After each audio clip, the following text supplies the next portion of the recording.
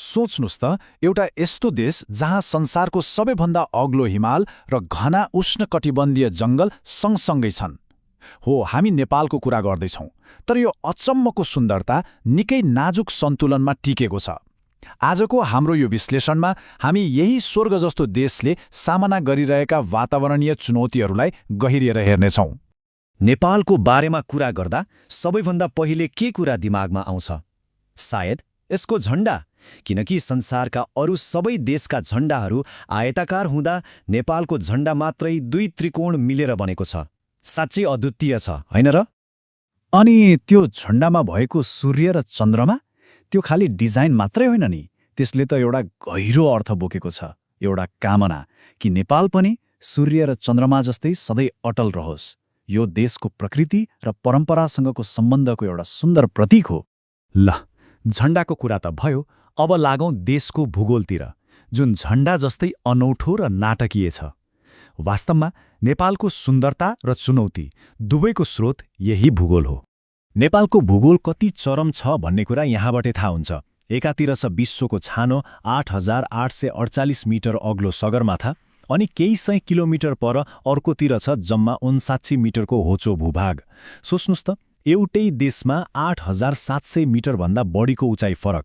यही भिन्नताले यहाँको हावापानीदेखि लिएर मानिसको जीवनशैली सबै कुरा निर्धारण गर्छ।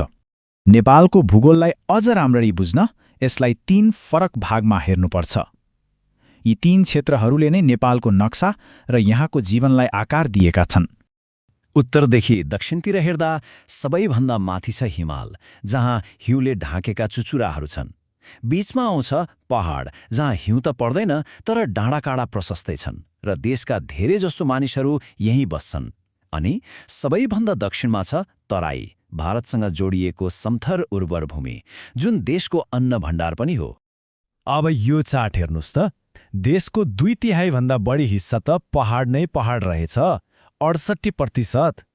यसको सोझो अर्थ के हो भने अधिकांश जनसङ्ख्या र कृषि गतिविधिहरू भिरालो र कमजोर जमिनमा केन्द्रित छन्।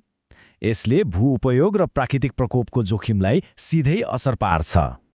पहाड र मैदानको कुरा त भयो, अब कुरा गरौँ यी भूभागहरूलाई जीवन दिने अनि कहिलेकाहीँ विनाश पनि गर्ने नदीहरूको। नेपालका नदीहरू यहाँका लागि जीवनरेखा पनि हुन् र खतरा पनि। नेपालका सबै नदीहरू उस्तै छैनन्। मोटामोटी 3 थरीमा बाँड्न सकिन्छ। पहिलो श्रेणीका नदीहरू जस्तै कोशी र गण्डकी हिमालयको हिउँ पग्लेर बग्छन्, त्यसैले यिनीहरूमा बाह्रैमास पानी हुन्छ। तर दोस्रो र तेस्रो श्रेणीका नदीहरू चाहिँ धेरैजसो बर्खाको पानीमा निर्भर हुन्छन्। यसले गर्दा के हुन्छ भने हिउँदमा पानीको अभाव हुने अनि बर्खामा चाहिँ अचानक ठूलो बाढी आएर विनाश गर्ने खतरा रहन्छ। अब एउटा गम्भीर विषयमा कुरा गरौँ। त्यो हो नेपालको हरियो चादर अर्थात् जङ्गल, जुन बिस्तारै हराउँदैछ। यो भनेको देशको प्राकृतिक सुरक्षा कवच नै कमजोर हुनु हो, जसको असर निकै दूरगामी हुन्छ। 1.4%। यो अङ्क सुन्दा सानो लाग्ला, होइन? तर यो सन् 2000 देखि 2005 सम्मको औसत वार्षिक वन विनाश दर हो।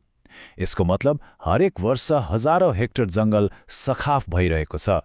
यो गतिले देशको हरियो भाग तीव्र रूपमा घट्दैछ। आखिर किन यस्तो भइरहेको छ त? कारणहरू हाम्रो दैनिक जीवनसँगै जोडिएका छन्। खाना पकाउन र न्यानोको लागि चाहिने 80% ऊर्जा अझै पनि दाउराबाटै आउँछ।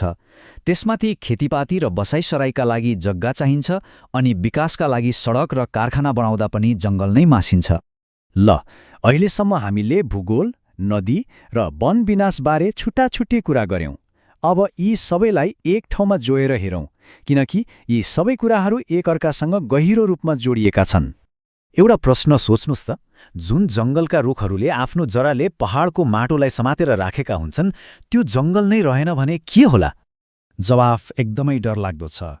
रुखहरू नभएपछि माटोलाई समात्ने केही हुँदैन, अनि जब ठूलो पानी पर्छ त्यो भिरालो जमिन सजिलै बग्छ र पहिरो जान्छ।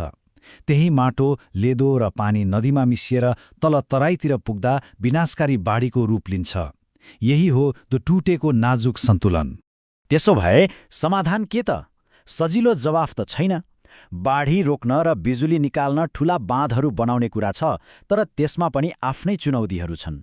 नेपाल भूकम्पको उच्च जोखिममा छ। नदीहरूले बगाएर ल्याउने गेग्रान अर्थात् माटो र बालुवाले बाँधलाई चाँडै पुरिदिने खतरा छ। त्यसमाथि छिमेकी देशहरू भारत र बङ्गलादेशसँग पानीको बाँडफाँडको मुद्दा पनि निकै जटिल छ। अन्त्यमा एउटा ठूलो प्रश्न बाँकी रहन्छ। देशलाई विकास पनि चाहिएको छ, जनताको आवश्यकता पनि पूरा गर्नु छ, अनि यो अनमोल प्राकृतिक सम्पदालाई पनि जोगाउनु छ। यी तीन कुराबीच एउटा देशले कसरी सन्तुलन कायम गर्न सक्छ? यो प्रश्न नेपालको लागि मात्र होइन, विकास र वातावरणबीच जुधिरहेका संसारका धेरै देशहरूको लागि महत्त्वपूर्ण छ।